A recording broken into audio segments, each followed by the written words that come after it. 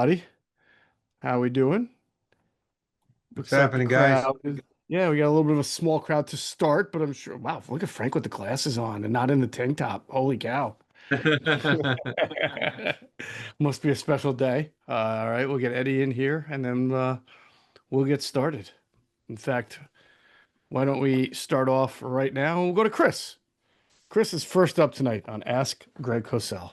Hey, how's it going, Greg? I appreciate your breakdown. It's nice to have those before we ask some questions. So that answered most of my offensive questions. So I was kind of hoping, now that we've had 4 games, how Jalyx Hunt has been looking and Darius Smith. Just kind of wanted to see your thoughts on them and how they're kind of adapting to the different changes to the defense this year. Gee, you didn't want to talk about that explosive Eagles offense? It does seem like they're contractually obligated to run on first down. For whatever reason. I think they're contractually obligated not to throw the football for any yardage.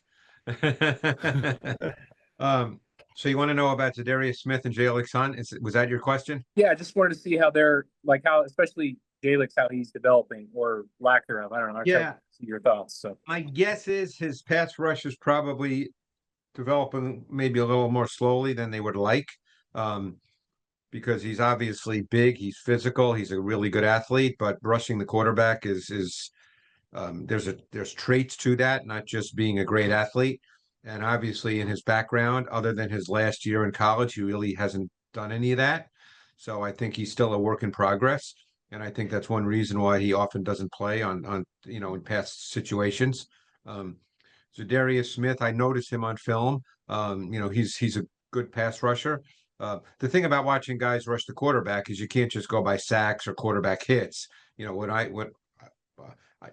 Sometimes the ball's out because of the nature of the play call by the offense. If it's 3-step drop timing or 5-step drop timing, you're really not going to get there. Certainly not as an edge rusher. But Smith is he's got some speed to power. He's just a solid pass rusher. Is he one of the best in the league? No, but I think they got him. I'm not saying they knew about Nolan Smith. I don't know, in the building if they knew Nolan Smith was going to need surgery, but I think they probably got him more so because Jalyx Hunt was probably not coming along quite as they hoped. I still have great hope that he will, just because he's really good athlete, and I think he has the traits to do that, and he has showed it on occasion, but it's not there yet. Is there a reason that you're seeing on tape why we use so much 2x2 instead of like 3x1 with AJ like isolated? I mean, if there is, I certainly don't know it. And again, there's no way you'd have to chart every play to find out if that's indeed true. Certainly AJ Brown is a boundary X type receiver that can win one-on-one. What I have been surprised by, Paul, quite frankly, is that they've not thrown him the ball, with the exception of the second half of game 3 against the Rams. They've not really thrown him the ball when he's been the isolated receiver. And that has been surprising to me, because that's one thing they've done really, really well over the last number of years. You could almost always count on that. Now, I thought this week they tried to do that early. On the first possession, they threw him, if I'm not mistaken, a deep ball on the first possession. They came back to it a number of times. They actually threw a go ball to Brown on the third play of the game. The Bucks were in cover 1. Dean was matched on Brown. It was really good coverage. It was incomplete, but I think they threw, Jeff, maybe you remember, I think they threw 3 vertical balls to Brown in this game, of which none of them were complete. We'll see if they've done that well over the years, but obviously in this game it didn't work. But Brown is a true boundary X, and it's not just the go balls. I mean, he can win all kinds of routes. My question is I had the thought, knowing that Cam Jurgens got injured in the playoffs in January and February, and he just hasn't looked like himself yet this season. I wonder if there's a connection there. And I don't know if there's anything on tape that might lead someone to infer that, but I'm just wondering if there's anything specifically that you've seen on the tape on Jurgens that might illuminate what's going on with him. Jeff, did he have surgery this offseason? I think he did. He had back surgery right after the Super Bowl. That's right. I can tell you, Travis, he hasn't looked the same as he has, that he did last year. Again, I can't tell you why. That's I couldn't answer that part, but he certainly has not looked like the same player, and I don't think he's played as well. And neither is Landon Dickerson, who I know unfortunately, his body may be falling apart. Landon Dickerson. In fact, I feel for him when he's 45 years old. He may be one of those guys that can't get out of bed. I feel, but I mean, you mean when he's my age? Well, there you go. But so those two guys, Jurgens, the center, and Dickerson, the left guard, to me, studying tape, without charting every single play, obviously, I just don't think those two guys have performed at the same level. Hey, fall is planting season. Did you know that many plants and trees actually do better when planted this time of the year? But you got to know where to start. And that's why I love fastgrowingtrees.com. Doesn't matter if you live in the sunny South or if the air's getting a little chilly where you are, the plant experts can help you find the perfect fit for your space. They've got everything your yard needs: fruit trees, privacy trees, shrubs, flowering trees, so much more. And Fast Growing Trees makes it so easy for you to have your dream yard because you can order online and get your plants delivered directly to your door. If you're like me, you're tired of spending way too much money on landscaping. And if you walk into one of those nurseries and you look at all the stuff they have, you have no idea where to begin. That's why you need fastgrowingtrees.com. Doesn't matter about the size of your yard. They got over 6,000 plants to fit any space, and a 14-point quality checklist ensures you will get the best quality plants possible. This fall, they have the best deals for your yard, up to half off on select plants and other deals. And listeners to our show get 15% off their first purchase when using the code BIRDS at checkout. 15% off at fastgrowingtrees.com using the code BIRDS at checkout. Now's the perfect time to plant. Use BIRDS to save today. The offer is valid for a limited time. Terms and conditions may apply. Check out the link below or in the show notes and support the show. Sports are all about competition. Every snap, every possession, every clutch moment matters. That same energy is what 1v1 Me brings to video games. Every single day, you can watch and stake on matchups in Madden, NBA 2K, FC, and Call of Duty Search and Destroy. All the games are streamed live. Every match has refs, and payouts are instant. And these aren't just random online lobbies. These are the best players in the scene, pros, streamers, and rivals.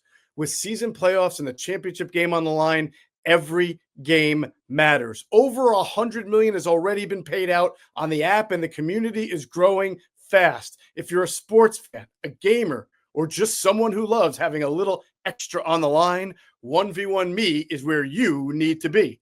It's not just about winning, it's about the bragging rights too. Every match has a chat going crazy, and you can back your picks in real time. Download today and use code BIRDS. Your first stake on the app is risk-free. That's code BIRDS for a risk-free first stake. So my question is about Keely Ringo. So I know Vic talked today, and you could see it on the TV copy itself. It looked like he kind of struggled in open space in regards to tackling, but in regards to coverage, which I'm sure everybody had, right, their reservations on. I wanted to get your thoughts because, again, they didn't really, it was more or less the Quinyon Mitchell show. It felt like Tampa Bay kind of targeted him bizarrely a little bit more than Keely, and just wanted to get your thoughts on how he played.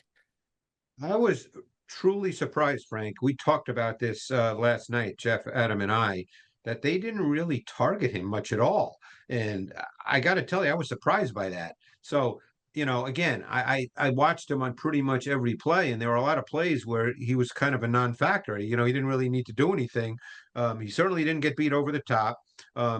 He really didn't get beat badly in the game, so there was no play where you went, "Ooh, that's really bad." So obviously, the cornerback coach for the Eagles, because they have a cornerback coach and a safeties coach, is obviously charting every play and going over what he did well and what in their mind he didn't do well. But I don't, he certainly didn't hurt the Eagles defense. Your all around interior offensive line play. How do we look this week, sir?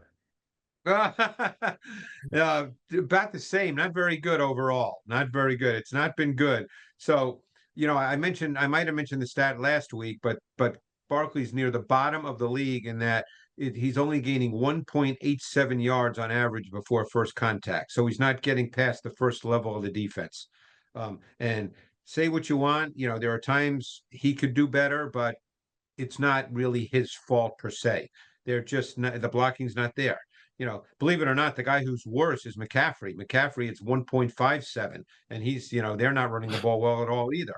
So it's been a problem. It's been a problem with the blocking up front, and it's going to need to get better because ultimately, look, they're 4-0, and it's they're winning games, but offensively, I spoke to someone in the building this week, and we were saying that you're 4-0 without an offense. It's pretty remarkable. I mean, how does that work? You're 4-0, and not being sarcastic. I mean, right now they're not running the ball, and they're not. I mean, Hurts is averaging 138 yards passing per game.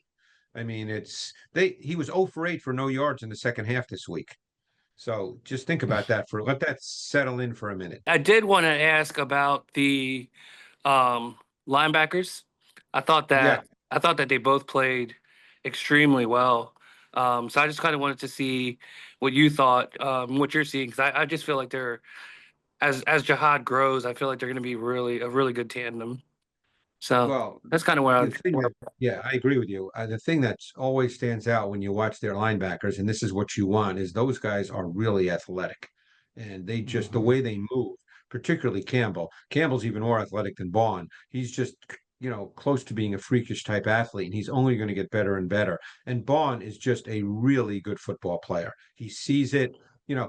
What you hear coaches talk about a lot, Eddie, with defense is particularly when you're off the ball. Obviously, it's different for D linemen, but if you're an off the ball player, you just got to see it the right way. Like Bond sees it. Makuba just sees it fast. You got to be able to see it fast, because if you have to think it through, then you're late. And Bond just sees it. And he's just a really good player in all areas. All right, everybody. Thank you so much, Greg. Thank you very much. Thanks, guys. Really appreciate Great questions. it. Yeah. We'll do it again next week. Thank you. Thanks, guys. Take care.